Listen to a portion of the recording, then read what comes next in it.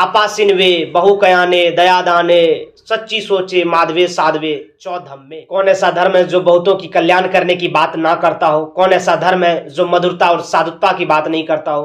कौन ऐसा धर्म है जो सत्य व्यवहार करने की बात नहीं करता हो? नमस्कार दोस्तों, मेरा नाम है सुदर्शन और आप देख रहे हैं स्टडी विथ इंफॉर्मेशन। आज हम बहुत ही उलझे हुए टॉपिक, जिसे तभी धर्म और वर्तमान में धर्म के नाम से जाना जाता है, उसकी चर्चा करेंगे। हम बात करेंगे कि कैसे 250 बीसी के आसपास एक सम्राट आता है और इस धर्म की बदौलत वह अखंड भारत पर राज कर पाता है। हम बात करेंगे कि कैसे उस समय का धर्म का परिप्रेक्ष्य वर्तमान में देखने को मिलता है।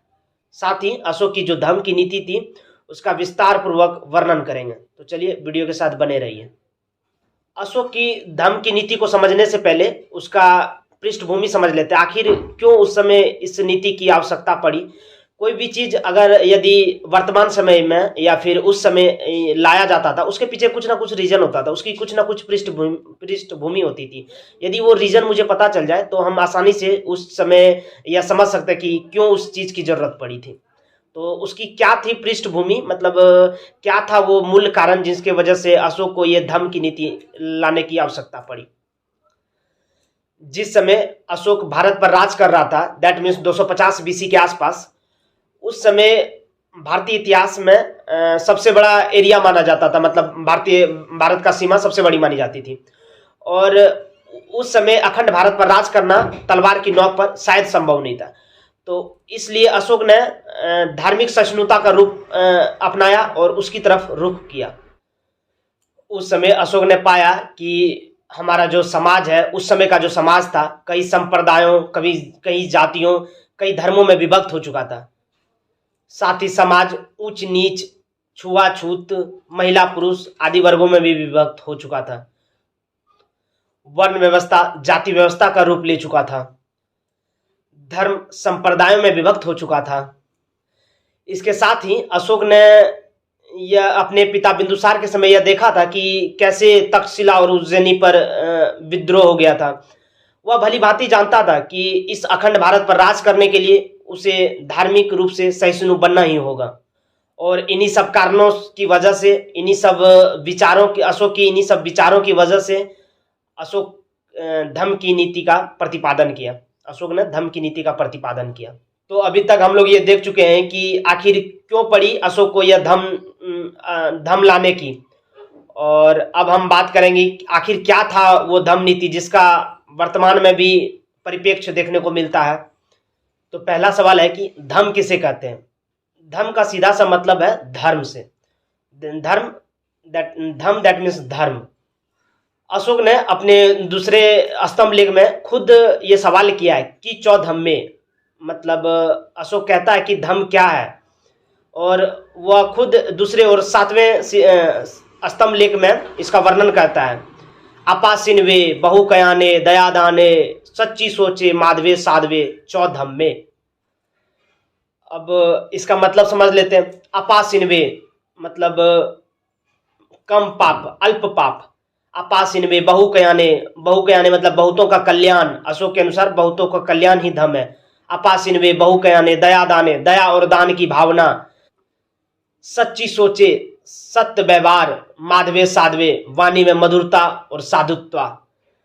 अशोक के अनुसार या फिर अशोक के धर्म के अनुसार यह कहता है कि बहु कयाने अपा सिनवे, अल्प पाप करो, कम पाप करो, बहु कयाने बहुतों लोगों का कल्याण करो।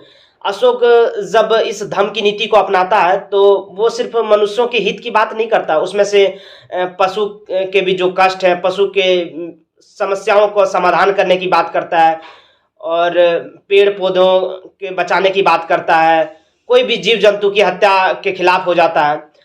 और फिर आपस में बहु कयाने दया दाने, दया और दान की भावना, उसका धर्म कहता है दया और दान की भावना लाने को।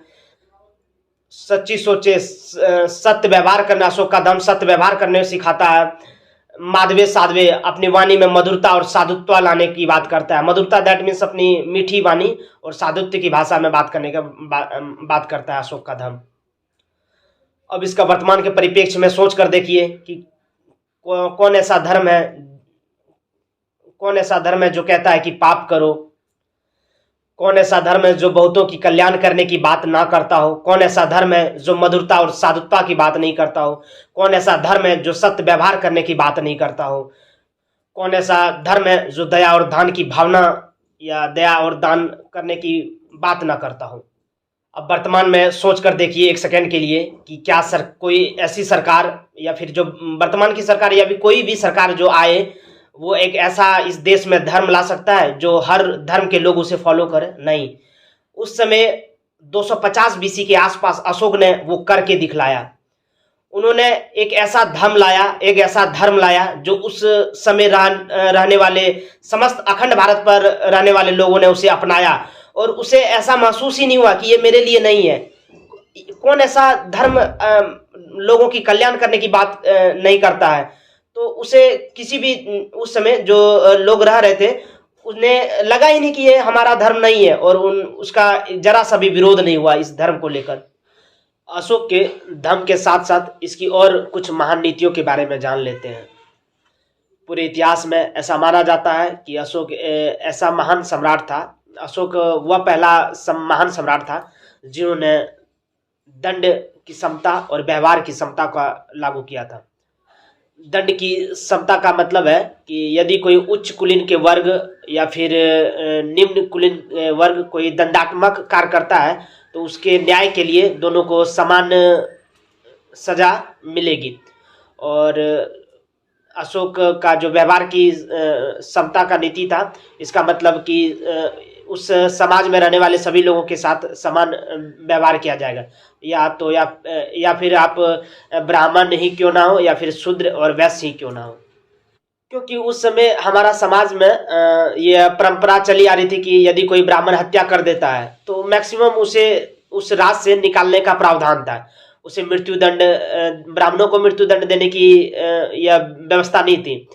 और यदि कोई शूद्र या वैश्य निम्न जाति के लोग कोई भी एक जानवर की हत्या या फिर दैट मीन्स बिल्ली कुत्ता किसी भी की हत्या कर देते थे, तो उसे मृत्युदंड की सजा सुनाई जाती थी। और साथ ही यदि कोई शूद्र और वैश्य ओम का उच्चारण कर ले या फिर कोई वेदों को सुन ले, तो उसके कानों में शीशा पिघलाकर डाल दिया जाता था। तो अशोक ने इन सब चीज़ों को पूरी तरह समाप्त कर दिया। इन सब चीज़ों का वर्णन अशोक अपने स्तंभ लेख, पांचवें स्तंभ लेख, अशोक के 5वें स्तंभ लेख से मिलता है इन सब घटनाओं का वर्णन।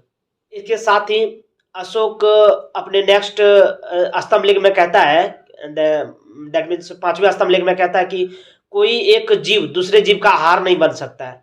दैट मीन्स कोई एक जीव दूसरे जीव की हत्या नहीं कर सकता है। अशोक जीव हत्या के पूर्णतः खिलाफ था।